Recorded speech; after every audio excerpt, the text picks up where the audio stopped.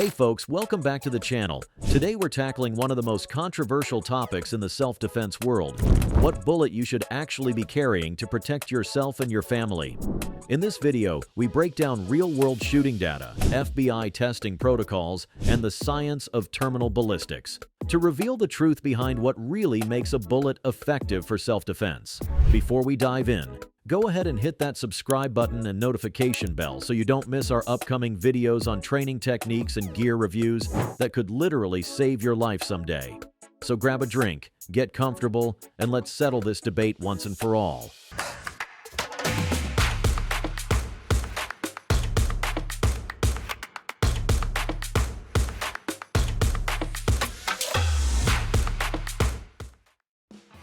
The FBI standard that changed everything.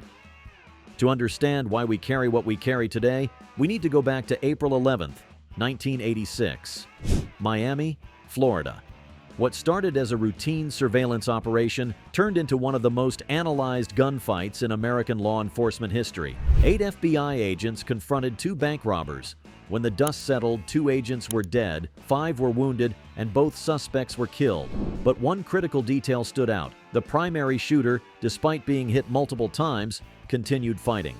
The FBI's standard issue ammunition at the time, 9mm 115-grain Winchester silver tips, had failed catastrophically.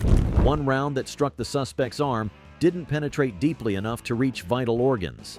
This single incident triggered a complete overhaul of how we evaluate defensive ammunition. The FBI developed a comprehensive testing protocol that's now the gold standard for evaluating defensive ammunition. They test bullets through various barriers that simulate real-world conditions: bare gelatin, heavy clothing, auto glass, plywood, drywall, sheet metal. After passing through these barriers, the bullet must penetrate between 12 and 18 inches in calibrated 10% ballistic gelatin. Why these specific measurements? 12 inches is the minimum needed to reliably reach vital organs from various angles and through an arm or other body part. The Miami shootout exposed a critical reality. Many popular self-defense rounds at the time, including the FBI's own 9mm load, simply weren't up to the task. This revelation sent shockwaves through law enforcement and the civilian defense community. The FBI briefly adopted 10mm, then switched to the reduced power 10mm known as .40S and W. For nearly 2 decades, .40 caliber dominated law enforcement. But here's where the story gets interesting. The ammunition manufacturers weren't sitting idle. They were engineering solutions to make every caliber perform better. This led to a revolution in bullet design that eventually changed everything we thought we knew about defensive ammunition. Why 9mm is dominating over 45 and 40? If you've been paying attention to law enforcement trends over the past decade, you've noticed something remarkable. After years of carrying, nearly every major agency is switching back to 9mm. The FBI made the change in 2015, and departments across the country have followed suit. This wasn't a decision made lightly or to save money. It was based on mountains of actual shooting data and practical considerations that apply equally to civilian defenders. The resurgence of 9mm comes down to 3 crucial factors that affect real-world performance: terminal ballistics, shootability, and capacity. First, let's talk terminal ballistics. Modern 9mm defensive ammunition now routinely meets or exceeds all FBI performance standards.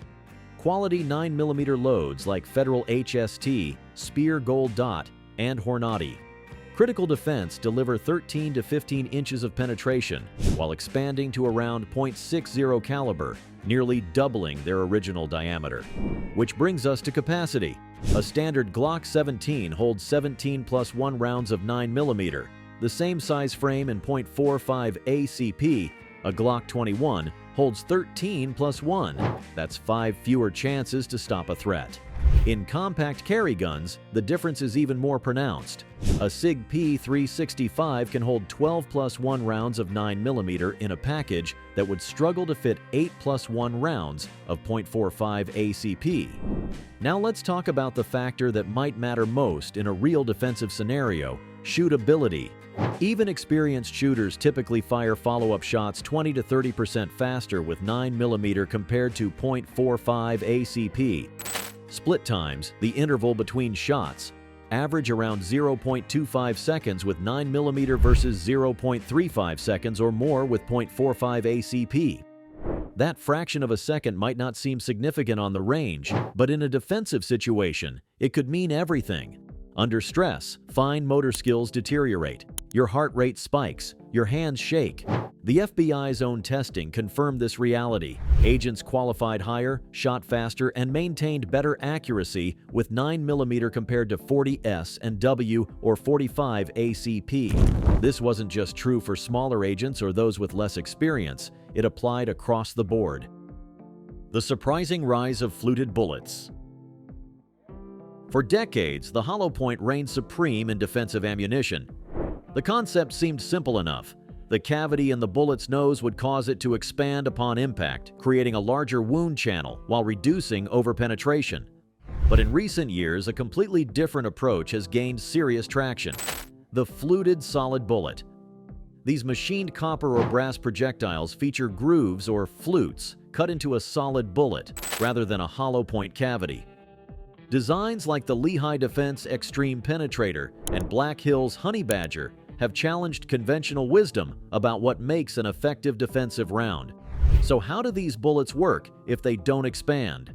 It comes down to fluid dynamics. As a fluted bullet passes through tissue, the flutes create pressure waves that force tissue outward, creating a permanent wound channel that can rival or exceed what some expanding bullets produce. Think of it like putting your thumb over the end of a garden hose.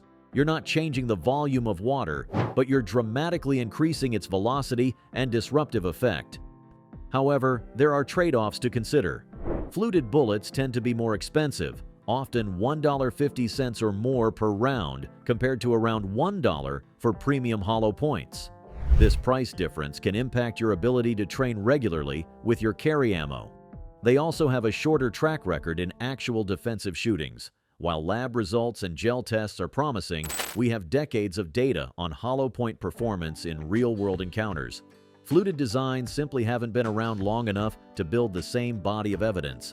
Some designs may also penetrate beyond the FBI's 18-inch maximum recommendation. This could be a concern depending on your living situation and potential shooting environment. The rise of fluted bullets represents the kind of innovation that keeps pushing defensive ammunition forward. Whether they represent the future of self-defense ammo or simply another option in our toolkit remains to be seen. But their growing popularity suggests they've earned serious consideration. Now, let's talk about what might be the most important factor in defensive ammunition selection, and it has nothing to do with the bullet itself. How shot placement matters more than caliber. We've spent a lot of time discussing bullet design, expansion, and terminal ballistics, but we need to be absolutely clear about something. Shot placement trumps everything else we've discussed. A marginally effective bullet that hits the vital zone will outperform the most sophisticated projectile that misses or hits non-vital tissue. The data on this is overwhelming and consistent.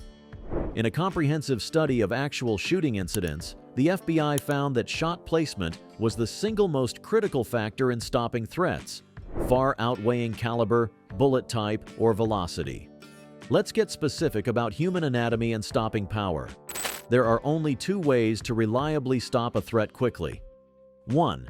Disrupt the central nervous system, brain and upper spinal cord. 2.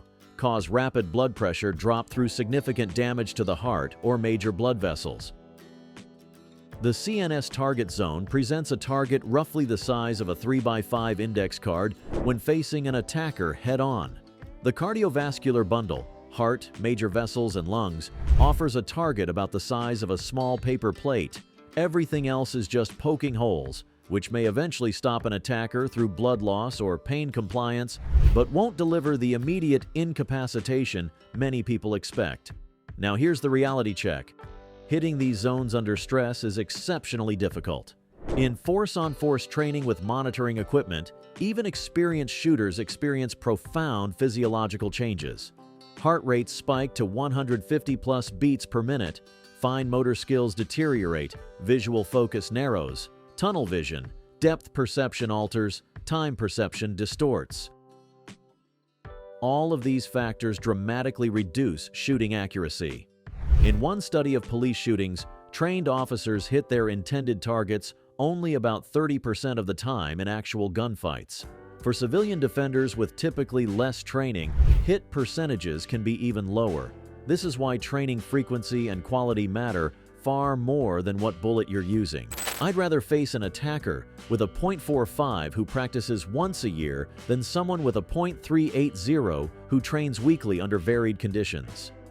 If you're serious about self-defense, your resources should go primarily toward quality training rather than exotic ammunition. Learn to draw and fire consistently under pressure. Practice from unconventional positions, seated, on your side, one-handed.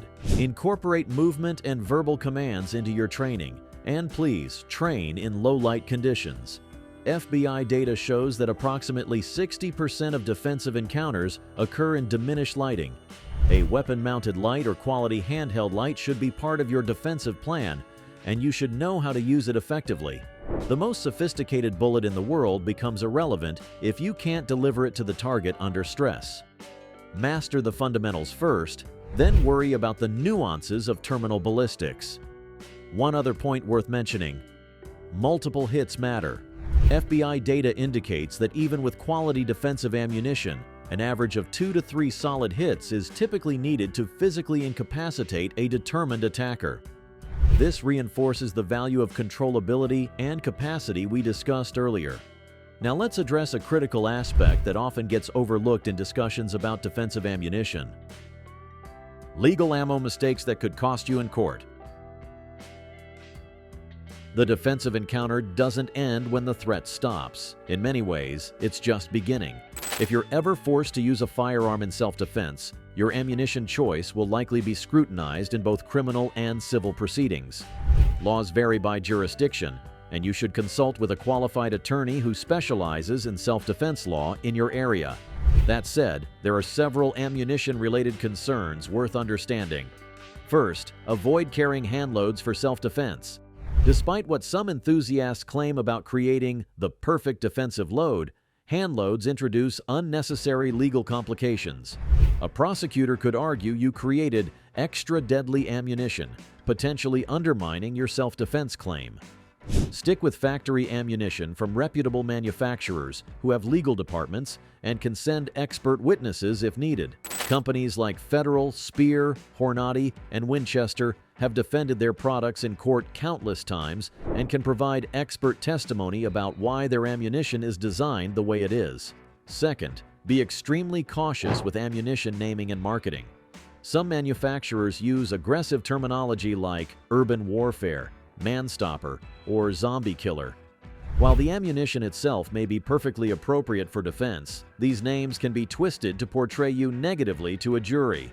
Imagine a prosecutor telling a jury, the defendant didn't just carry any ammunition, he specifically chose bullets called Extreme Eliminator because he was looking for an opportunity to use them.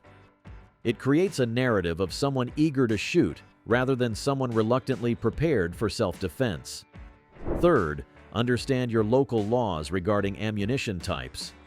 Some jurisdictions restrict hollow points or other expanding ammunition. New Jersey, for example, prohibits hollow point ammunition in handguns carried outside the home except in specific circumstances. Massachusetts, San Francisco, and other locations have had similar restrictions at various times. Finally, document your defensive ammunition choice. Keep the box your carry ammo came in. Save the product information. Be able to articulate why you chose that particular load, ideally for objectively reasonable factors like reliable expansion, reduced risk of overpenetration, or recommended by law enforcement agencies. The legal standard in self-defense cases is typically, what would a reasonable person do in similar circumstances? Your ammunition selection should reflect that same standard of reasonableness. Exotic, unusual, or unnecessarily destructive ammunition can undermine that reasonableness standard. Remember that in a defensive shooting, you will likely be judged twice, once by the criminal justice system and again in civil court. Making choices you can clearly justify as reasonable and responsible helps protect you in both arenas. The capacity equation. When discussing defensive ammunition, we often focus exclusively on the terminal performance of individual rounds. But there's another critical factor that directly impacts your defensive capability: how many rounds you can carry. The reality of defensive shootings is that they rarely end with a single shot. FBI data on law enforcement shootings shows that most gunfights involve multiple rounds fired, often under less than ideal conditions. This creates what I call the capacity equation, the balance between the effectiveness of individual rounds and how many you can carry. And it's yet another reason why 9mm has surged in popularity in recent years. Consider two identically sized handguns, one in 9mm and one in .45 ACP. The 9mm typically holds 15 to 17 rounds in the magazine, plus one in the chamber. The .45 ACP version might hold 8 to 10 rounds. That's potentially twice the defensive capacity in the same physical package. But capacity isn't just about magazine size, it also relates to your ability to carry spare ammunition comfortably. A spare 9mm magazine carrying 15 rounds is roughly the same size and weight as a spare .45 ACP magazine carrying 8 rounds. Analysis of civilian defensive shootings reveals important patterns. While most defensive encounters are resolved with few shots fired, those that aren't often involve multiple assailants or continued threats despite initial hits. In these extended scenarios, having additional capacity can be crucial. As the saying goes, no one has ever survived a gunfight and later complained about having too much ammunition. This doesn't mean everyone should automatically choose the highest capacity option available.